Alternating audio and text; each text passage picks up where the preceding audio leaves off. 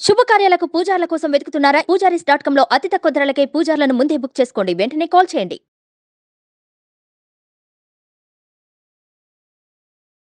నమస్తే, welcome to Suman TV. నేను మీ యామ్ని. ప్రస్తుతం మనతో ఉన్నారు ప్రముఖ ఆధ్యాత్మికవేత్త, ప్రముఖ జ్యోతిష్య వాస్తు పండితులు మనతో సూర్యనారాయణ శర్మ గారు ఉన్నారు. వారితో మాట్లాడదాం. నమస్కారం గురుగారు. నమస్కారం అమ్మ, శుభం బియాదు. గురుగారు, మనం 2024 సంవత్సరం నుండి అంటే రాశి ఫలాలు ఏ విధంగా ఉన్నాయని తెలుసుకున్నాం కదండి, మన కొన్ని రాశుల గురించి. అయితే ఇప్పుడు కర్కాటక రాశి వారికి అండి అసలు ఏ విధంగా ఉండొచ్చు? కర్కాటక రాశి అంటే మనం ఇప్పుడు సంవత్సరం ఆరంభం నుండి చూసుకోవాలండి. ఆ రోజు ఎలా ఉంది, అక్కడ నుండి ఆ సంవత్సరం అంతా ఎలా ఉన్నది. సో కర్కాటక రాశి తీసుకుంటే సంవత్సరం ఆరంభంలో మనకి ఏంటంటే కేతు అన్నది కర్కాటకం నుండి అంటే కర్కాటకం నుండి సింహం కన్యలో ఏమో కేతు అనే గ్రహం ఉంది. అక్కడ సంవత్సరం అంతా అక్కడే ఉంటాడు వాడు అక్కడ నుండి మారడు. అలాగే అక్కడ నుండి తీసుకుంటే చతుర్థంలో మనకి గ్రహాలు కనపడిపోయినాయి. వృశ్చికంలో మాత్రం మనకు స్టార్టింగ్లోని మనకు శుక్రుడు ప్లస్ బుధుడు యొక్క ప్రభావం చూపిస్తోంది. అలాగే ధనుస్సులో మనం చూసేసరికి రవి కుజుడు ఇద్దరు కనబడుతున్నారు. అలాగే శని చూసేసరికి కర్కాటకానికి సప్తమ భావమైన కుంభంలో ఉన్నాడు. అష్టమ భావన కుంభంలో ఉన్నాడు అనమాట. అంటే అష్టమ శని యొక్క ప్రభావం కర్కాటకానికి కనిపిస్తుంది. అలాగే 9వ భావంలో చూస్తే రాహు కనిపిస్తున్నాడు. 10వ ఇంట్లో చూస్తే మనకు బృహస్పతి కనిపిస్తున్నాడు. ఫైన్. ఇలా ఉంటుంటే మనకి ఏంటంటే ఈ కర్కాటక రాశిలోని ఒక 10వ ఇంట్లో రాజ్యంలో గురుడిని ప్రభావం ఉన్నప్పటికీ కూడా, అంటే రాజ్యంలో గురుడు ఉండడం, ఈ లగ్నానికి యోగించేవాడు ఎక్కడున్నాడని ఫస్ట్ మనం చూసుకోవాల్సి వస్తుందన్నమాట. కర్కాటక రాశికి కుజుడు రాజ్యోకారకుడు అంటాం. అటువంటి కుజుడు మనం చూసినసరికి రవితో కలిసి 6వ ఇంట్లో కూర్చున్నాడు అనమాట.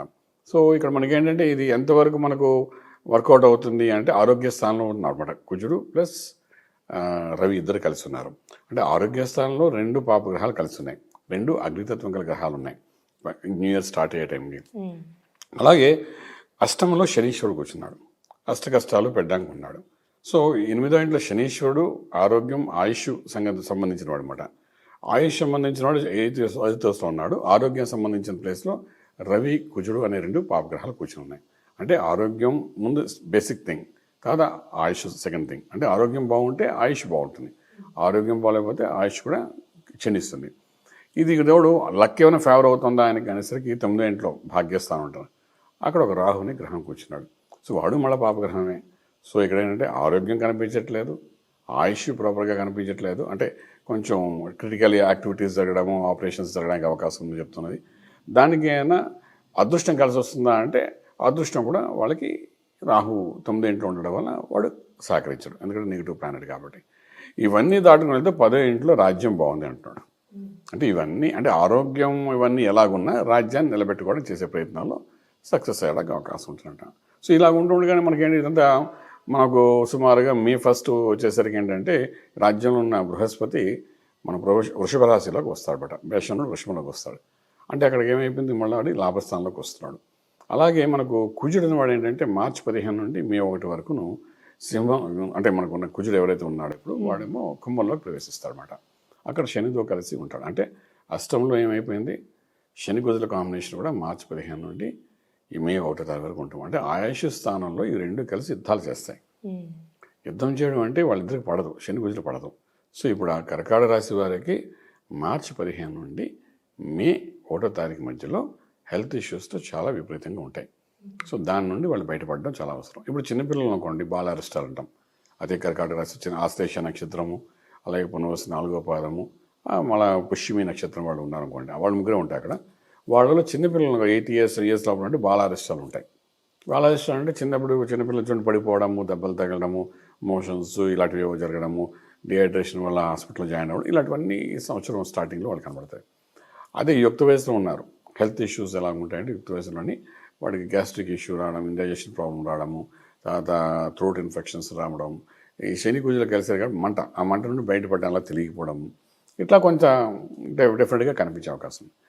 అదే ఇంకొంచెం వయసు మళ్ళిన వాడు 60 ఏళ్ళు దాటేసిన వాడుకుంటే ఇంకా ఏదైనా క్రానిక్ ఇష్యూస్ కనెక్ట్ అవ్వడం, లేదా చిన్న ఆపరేషన్ అవ్వడం, దానికి మల్టిపుల్గా క్లినికల్లీ బాడీలో ఏవో పాటలో పనిచేయకపోవడం, దానివల్ల ఎంత మందు వేసినా ఏ మందు వేసినా కూడా అది పనిచేయక మెడికల్గా చాలా ఇబ్బంది పడ్డాం, ఇలాంటివి కొన్ని కనబడడానికి అవకాశం ఉంటుందన్నమాట. సో ఇది టోటల్లీ కర్కాటక రాశి వారికి ఎలా చూసినా సరే ఫస్ట్ హాఫ్లో మాత్రం హెల్త్ మీద అటాక్ చేయడానికి అవకాశం ఉందన్నమాట.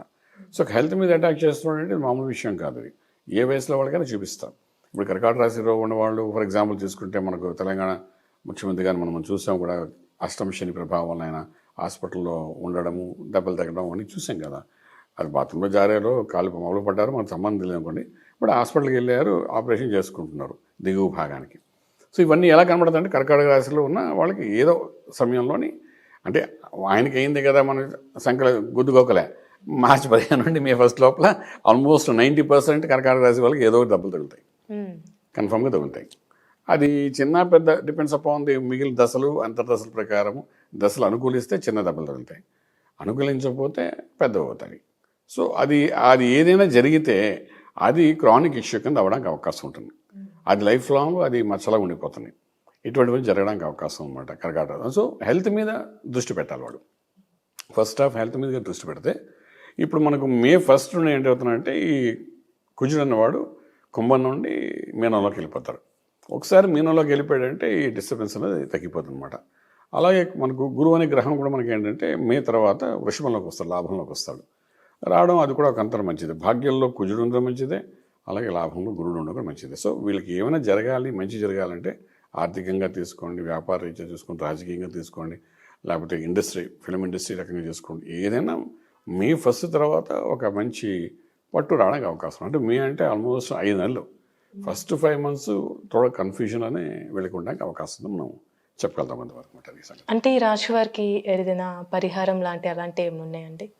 పరిహారాలంటే ఇప్పుడు మనకు ఇది అష్టమ శని అంటే శని చేయాల్సిన పని చేస్తాడు, చేసిన తర్వాత మనం ముందు వేసుకోవడమే. అంటే ఏంటంటే ఇప్పుడు వాడిని యుద్ధం చేయలేం, శని కుజులు కలిసినప్పుడు వాళ్ళదే ఒక పెద్ద యుద్ధం. ఆ సంధి కలిసి ఉండడం ఒక మహాయుద్ధం. ఆ యుద్ధం అలా ఉండడం వల్లనే మనకు ప్రపంచంలో ప్రకృతి వైపరీత్యాలు జరుగుతున్నాయి. శని కుజులు అంటే ఈ జాతకాలు అనేవంటి ఏంటంటే జ్యోతిషాస్త్రం అనేది ఏంటంటే ప్రకృతిలో జరుగుతున్న వైపరీత్యాలు కానీ ప్రకృతిలో జరుగుతున్న మంచి చెడు గురించి తెలుసుకోవడం కోసం ఈ జ్యోతిషాస్త్రం. ఇప్పుడు మనుషుల కోసం కూడా తెలుసుకుంటున్నాం, కానీ basically it is done for nature అనమాట. నేచర్లో ఎప్పుడు ఎలా ఉంటుంది, పాడి పంట ఎలా పండుతుంది, ప్రకృతిలో ఎటువంటి మార్పులు జరుగుతాయి, ఎండాకాలం ఎంతకాలం ఉంటుంది, వర్షాలు ఎలా పడతాయి, ఇవన్నీ తెలుసుకోవడానికి జ్యోతిషాస్త్రం ఫ్రమ్ ది బిగినింగ్. కొన్ని వేల సంవత్సరాల నుండి ఈ శాస్త్రాన్ని దానికోసం వాడుకునేవారు. సో ఇప్పుడు ఏమైందంటే ఆ ప్రకృతిలో మనకు వచ్చే వైపరీత్యాలు అనేది మీకు మార్చి 15 నుండి మే వరకు కనిపిస్తాయి. అందులో ఏంటంటే జనరల్గా అందరికీ ప్రకృతిలో మార్పులు వస్తున్నప్పుడు అందరూ దాని ఇంపాక్ట్ పడుతుంది, కానీ కర్కాటక రాశి వాళ్ళకి పూర్తిగా దానికి ఎఫెక్ట్ పడిపోతుంది వాడి మీద. మిగిలిన వాళ్ళకి ఏదో గొడుగు పెట్టినట్టుగా ఎండాకాలం వర్షాకాలం గొడుగు పెట్టుకుంటాయి కదా, పట్టుకున్నవాడికి ఏం కాదు కదా, అలా ఉంటుంది మిగిలిన వాళ్ళకి. వీడు ఒక్కడికే కర్కాటక రాశి వాళ్ళకి ఇవన్నీ ఇబ్బంది కలుగుతుంటాయి అన్నమాట. సో ఇలాంటప్పుడు ఏంటంటే ఈ కుజుడు శని 2 కాంబినేషన్స్లో అక్కడ ఎఫెక్ట్ అవుతుంది. కాబట్టి ఫస్ట్ హాఫ్లో సుబ్రహ్మణ్యేశ్వర స్వామికి ఆరాధన చేయడం, అభిషేకం చేయడం, ఇవన్నీ బాగా పనిచేస్తాయి. అలాగే శివుని కూడా ఆరాధన, పంచశక్తులు ఉన్నాయి కాబట్టి నమ్మకం, చమకం, రుద్రం, శ్రీశక్తం, పురుషశక్తం 5 ఉన్నాయి. ఈ 5లో ఏదో ఒక దాంట్లో అభిషేకం చేసుకోవడం, ఇంట్లో చక్కగా తీర్థం తీసుకోవడం, మన వాళ్ళు ఎవరైనా హిందువులైనా వాళ్ళంతా వాళ్ళకి చేసుకుంటే ఏంటంటే కొంతవరకు ఈ ఆయుష్, అన్నిటికీ ముఖ్యం ఆయుషే కదండి. సో మనకేంటి ఆ స్పీడ్ లెవెల్స్ తగ్గించేస్తుంది. డైనమిక్ ఉన్నవాడు కూడా ఈ హెల్త్ ఇష్యూ రాగానే ఒక్కసారి పడిపోతాడు కిందకి.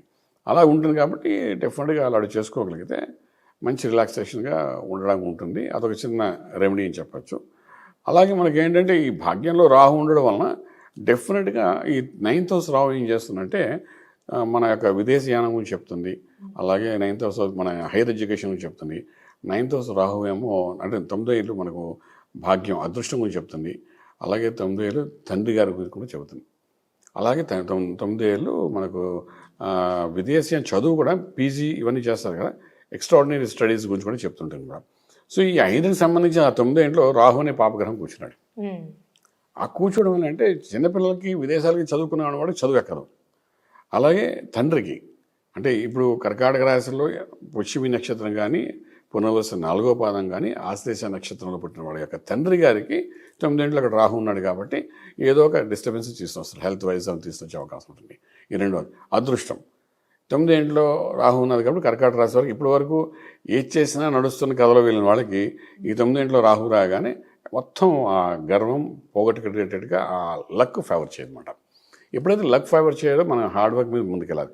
హార్డ్ వర్క్ చేసేవాడు ముందుకు వెళ్ళిపోతాడు, హార్డ్ వర్క్ చేతగానివాడు అక్కడ ఉండిపోతాడు. సో ఇదేంటంటే లక్ అనేది మిస్ఫైర్ అయిపోతుంది వాడికి.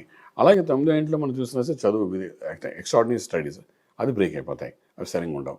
అలాగే విదేశాలకు వెళ్ళి సెటిల్ అవ్వాలనుకున్న వాళ్ళు కూడా 9వ ఇల్లు ఒకసారి చూస్తాం, దానికి కూడా కొన్ని డిస్టర్బెన్సెస్ అయ్యే అవకాశం ఉంది. సో 9వ ఇంట్లో రాహు ఒక రకంగా ఏడిపిస్తాడు, వాడు అక్కడే ఏడాదంతా ఉంటాడు, సో ఈ 5 ఆస్పెక్ట్స్ మీద దాన్ని కూడా మనం కంట్రోల్ చేయాలి.